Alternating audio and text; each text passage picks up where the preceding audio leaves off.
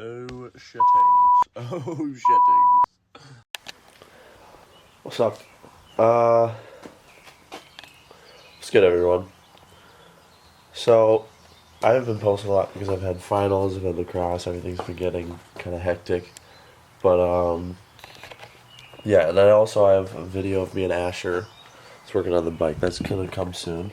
But, I am a little congested right now.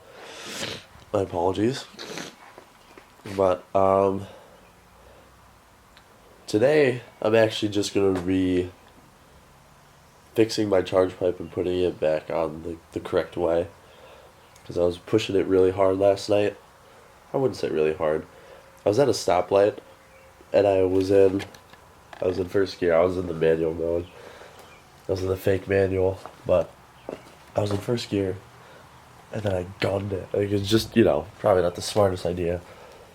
And so I banged through, I was in first, second, and I went to third. And when I went from 3 to 4, I heard a loud ass pop noise, and I thought it was my transmission for a second. I was like, shoot, that's gonna be so expensive to fix. Because my engine sounded different, right? But then I know, because this has happened before, where I've had this car taken in, and it's I've had other people work on it, and they don't all the time. They don't always put the charge pipe on the correct way. So, but the last time I had that was a year ago. But then it happened again, and I was on my way home, I was it sounds funny. So I went through my gears, just lightly. I wasn't pushing it. I was just, 3,500 RPM shift, 3,500 RPM shift. All of my gears were there. There wasn't any funny noises. The only funny noise was that my engine sounded deeper, and I could hear, my entire... You could hear the turbo a little too well. You could hear it, it sounded like there was a leak. And there sure as hell was. Because... right here. Let's see if I can get a light on it. Well, look at that. Look at my whole finger goes in here. What's right here? You see that? The other hose is right there. Those threads right there. This clamp is supposed to go on that hose, and I guess kind of went a little too far. So, yeah, that's what we're going to be doing today. So, also, I'm going to try and I'm going to take everything out, because I don't want this to happen again, and then, have my heart drop when I hear that chime of going into limp mode, because then something's messed up. But, yeah, that's what we're going to be doing today. So, okay, so I got these front ducts off because you will need space to access this. You actually, guys, might get a better look at it now. Get this thing out of here. So, right, I don't know if you guys can see that. There's a hose under here, and then this clamp comes onto this hose, and then right now it's currently off. But here, I might actually have to order a new one of these, because I've been just using the zip tie method, right? Because this sits in right up there, right? And then this piece is supposed to connect in, right? This piece, this little bracket, is supposed to connect to this bracket right here with the screw. Pretty self-explanatory. I don't really have... This piece broke off, so I might have to order a new one for that. Okay. I say the best way to access your charge pipe when it goes back here is to definitely take off the intake, but do it without unplugging any sensors, because once you unplug the sensors, it may be a bit wonky. After, you may get some codes that aren't actually real, and then cause the engine go into limp mode for no reason, even though if everything's fine. So what I try to do, I just try to avoid disconnecting wires and shit as much as possible. But after You know, you get all this off. Do not, I always forget, do not forget these little clamps for these wires. I'm not disconnecting any wires here. These are just holders that go on the back of the airbox. So just make sure you don't.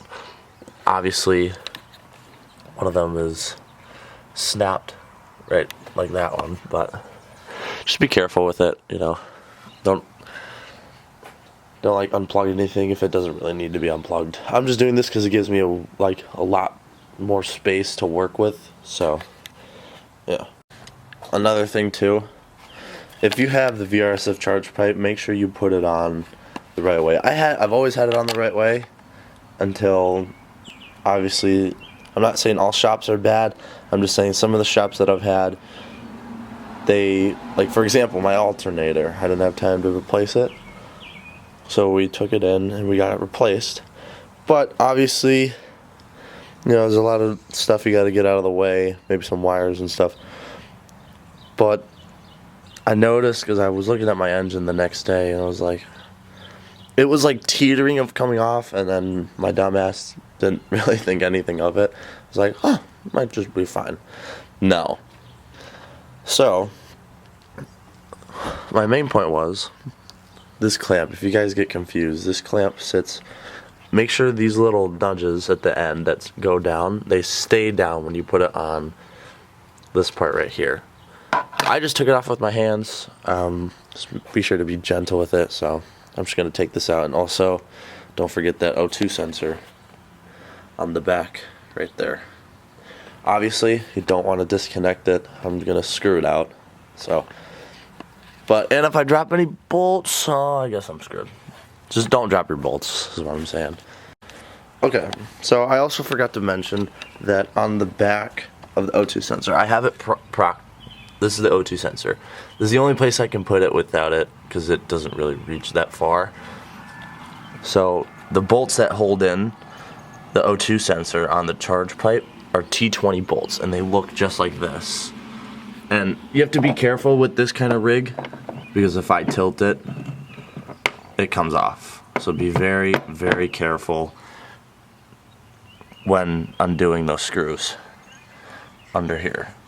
Be very, very careful, because it does face up, so you'll be fine. Just be very, very cautious of that. So I got my charge pipe off, which was very good. Alright, because it sat right here. The only thing is that there's a little bit, it is normal to have some oil residue in your charge pipe, right? Because the oil goes to the turbo to cool it down, obviously. But the problem is that it's a little too much oil. Right? It's a little, like a tad concerning. I don't know if you can see down there, but there's like a little pool of oil down there. It's a little bit concerning. So yeah, you might be able to see some of that residue that sits right on top, right there. But so that means is like the oil's getting through my PVC system just a little bit too much, but that's okay. Hey, if it ain't broke, run with it. So, alright, so with the help of my pops, I resealed this clamp. That's the best I can get it, right? Because before, you can see the threads on this hose right here, and so what I did was that I pushed this up as much as I could so I can fit it onto the throttle body, and then from there I had my dad hold this up into place while I pulled this back so I could pull it back onto this thing, thanks to the help of that man. But yeah, now from there, everything that's laid out here is going to be reassembled and put back. So my camera died, but I saw my phone, so I have everything back in the screw. I'm just gonna get these air ducts all tucked away. There's the charge pipe. It's finally back on the cupping, right? And yes, I know it's very close to the edge. If you look right there, but I felt around on the parts. Here, I'll show you exactly what I did. I squished around here, right, until I felt the pipe inside, and then I put the clamp on to ensure that it's not coming off whatsoever. So then I got all the airbox back in. I put the wires back where they were. This I just have to get tucked away. Use my little zip tie method again because I don't have another one of those. Last time I did that though, it actually worked out perfectly. So if it ain't broke, then you know. But yeah. Next thing, I want to get a new oil filter housing gasket. This one is new, but I want to get the one where I can install the Musselman. I think I'm pronouncing that right. The Musselman thermostat. So it opens earlier and it keeps my engine at like 220 or between 220 and 240 instead of 240 and 250, you know. But there we go. We just got to put all this stuff back on and then we're all good.